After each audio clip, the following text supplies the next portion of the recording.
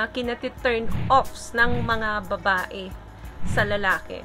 Kung kayong mga lalaki ay may mga hindi nagugustuhan o nakaka-turn off sa inyo, sa aming mga babae, ganun din kami.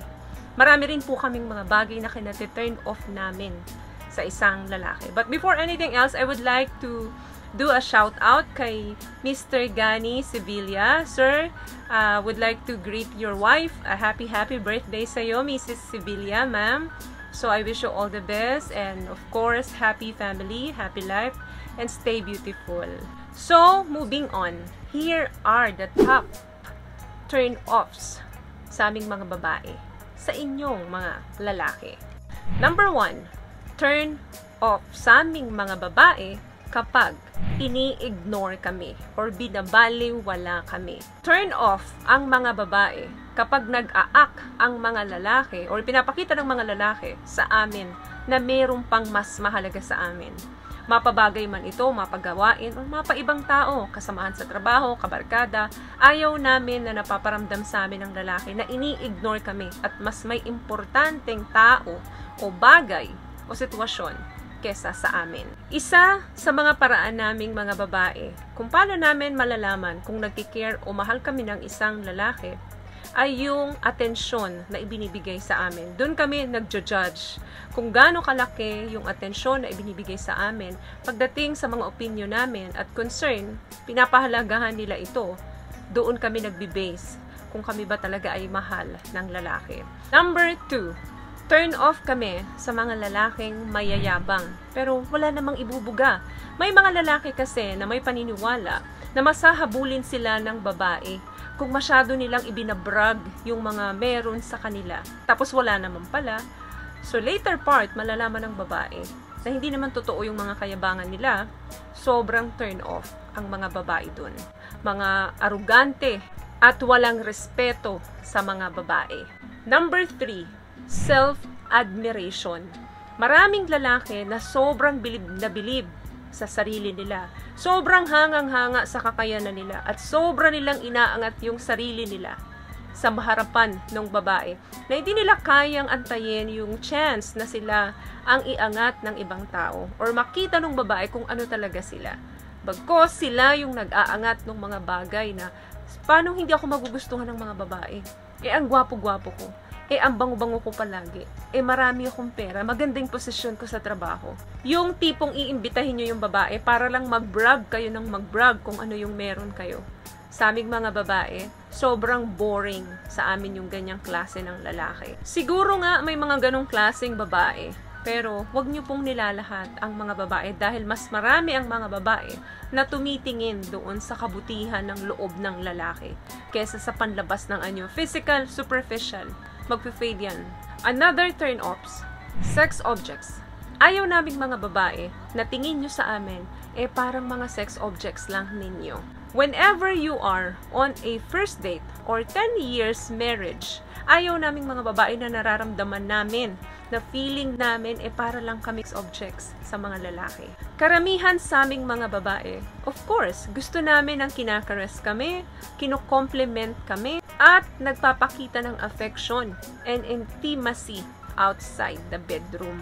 Hindi porkit may kailangan kayo sa bedroom, dun lang kayo magiging sweet or dun lang kayo mag-start maglambing sa amin. What I love about this product, itong No More Dark Secret ng K-Skin, bukod sa may advanced whitening na siya, na kung saan pwede niyang matulungan na pumuti yung mga singit-singit mo, moisturizing, meron siyang anti-irritation, antibacterial, maintain healthy pH level. Hindi lang pambabae, meron din po tayong pang lalaki. Amen.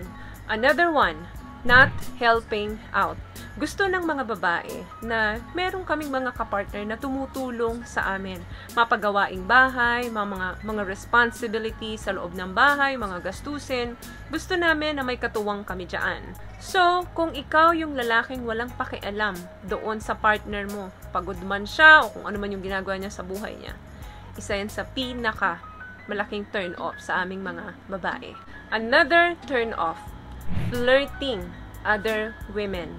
Maayaw na ayaw naming mga babae na yung mga tingin ninyo sa ibang babae ay super lagkit.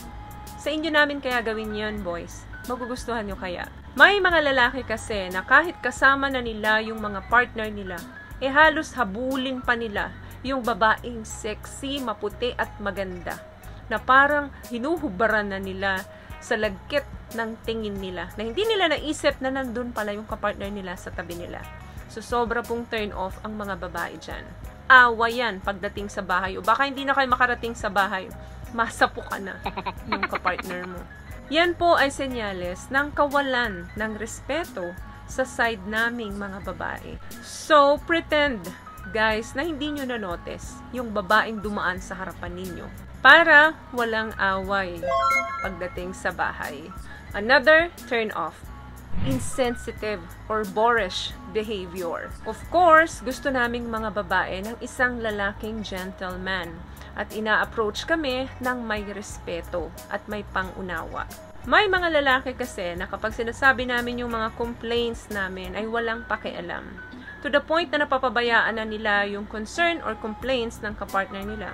Kaya nauuwi sa pag-cheat or pag-aaway, paghihiwalayan ng magpartner. Dahil malalim na pala yung problema, hindi na nasolusyonan at natambakan na ng natambakan.